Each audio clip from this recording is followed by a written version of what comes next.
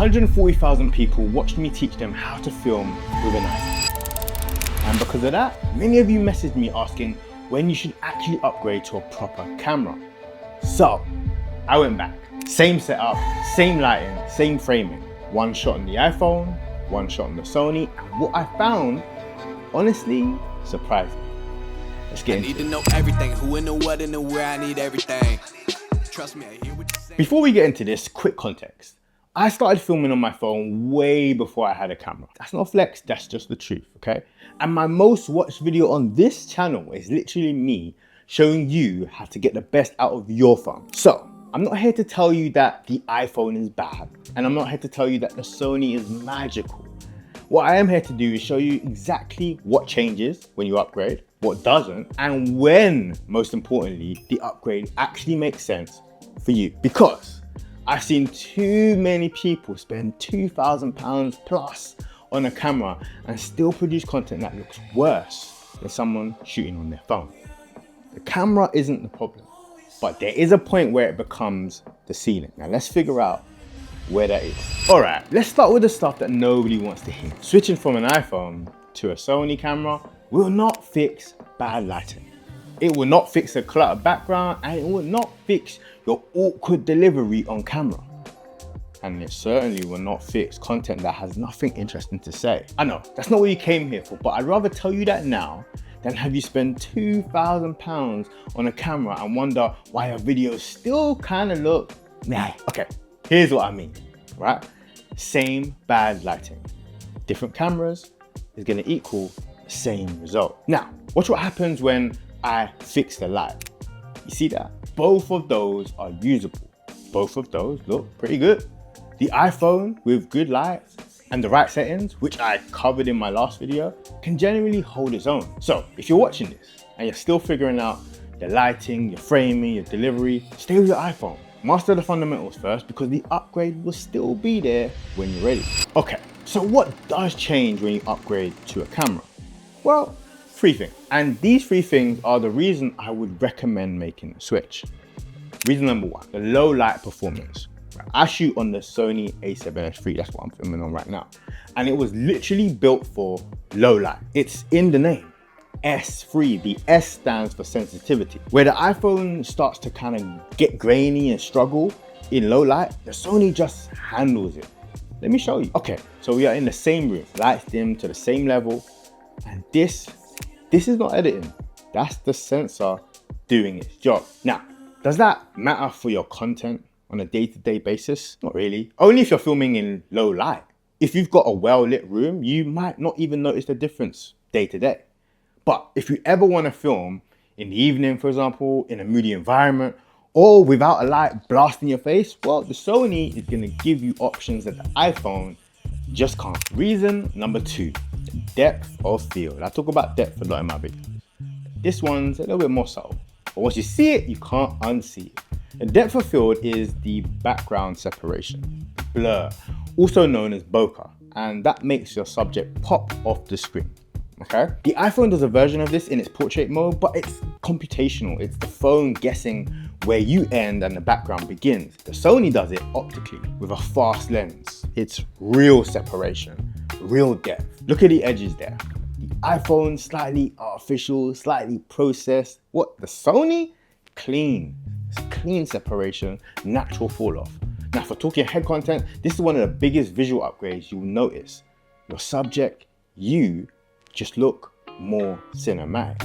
And the 3rd reason is all to do with color grade. Now this one matters the most if you care about a consistent look across all your content. The newer iPhones do shoot in Apple Log, which is good because it gives you data to work with in editing and you can color grade them. But the Sony, when it shoots in S-Log3, the dynamic range is on another level.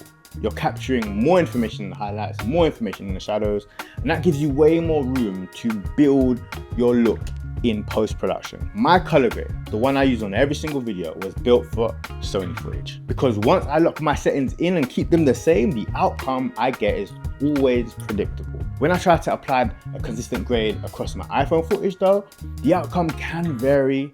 And you know what? To be clear, that's not the iPhone failing. That's just the ceiling or the limitations of what a phone sensor can capture under different conditions. Now, if you've got a signature look that you're building, and you should be aiming for that at some point, the Sony or a camera that can shoot in log can give you way more control over what that look actually becomes. So let me just show you the full side by side.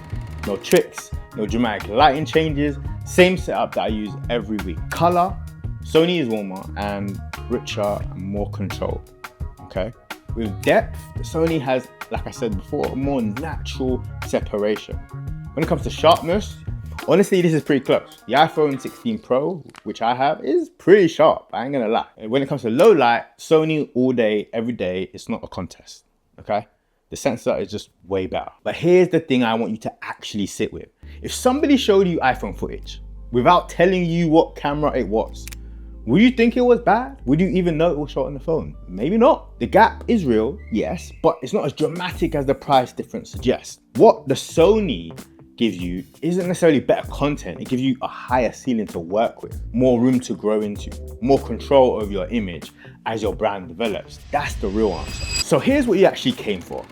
When does the upgrade actually make sense for you? Here's how I think about it. You should stay on your iPhone if you're still figuring out your content pillars, you're still finding your voice on camera, you're not yet posting consistently, or your lighting setup isn't dialed in yet. Fix those first, work on those first. The camera will not fix those for you, okay? You should consider upgrading when you're posting consistently, you've hit a ceiling on your image quality, you're getting the most out of your phone, you're starting to get potentially brand deal inquiries and you want your content to reflect that level. You're building a signature look and you need more control in post and editing, or you're filming in environments where the iPhone genuinely struggles. Look, I filmed a bunch of stuff for a while on my iPhone before I made the switch to camera. At the time, I only made the switch because I was 100% sure that filming was what I wanted to do. And I had convinced myself that it would pay me back, and it did. I ended up doing videography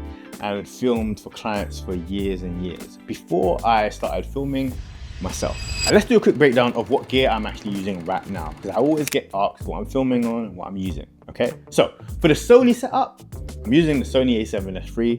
Like I said, that's what I'm filming on right now. I pair it with the Tamron 28 to 75mm lens. And I shoot on this lens so much that I've ended up setting a bunch of my other lenses that I don't use. I also use a variable ND filter, one key light, and a basic tripod. That's the core of it, that's the core. For the iPhone setup, iPhone 16 Pro, Blackmagic camera app, and the phone case with a filter adapter. I use the same ND filter as I use for this, and the same light. The lighting is identical, the framing is identical. The only variable is the camera. And don't worry, I'll link all the gear in the description below. Go check it out. Look, all in all, the iPhone is genuinely incredible. I still use mine for a bunch of stuff, especially my behind the scenes B-roll, and I absolutely still recommend it to anybody who's starting out. The Sony changed what my content looks like. And more than that, it changed how I feel when I'm filming. There's something about picking up a proper camera that makes you take the whole thing a little bit more seriously. Maybe that's just me, maybe that's psychological. Who knows? Either way, if you're on the fence, I hope this helped you figure out which side of the fence you're currently sitting on. Now, if you do film on your iPhone and you want it to look as good as possible, I got you. Go check out this video for that full iPhone filming breakdown. The settings, the gear, the app, everything. Go watch it. It will help you enormously, I promise. And as always, I'll see you. I said I will see you in the next one. Peace and love every single time. Denz.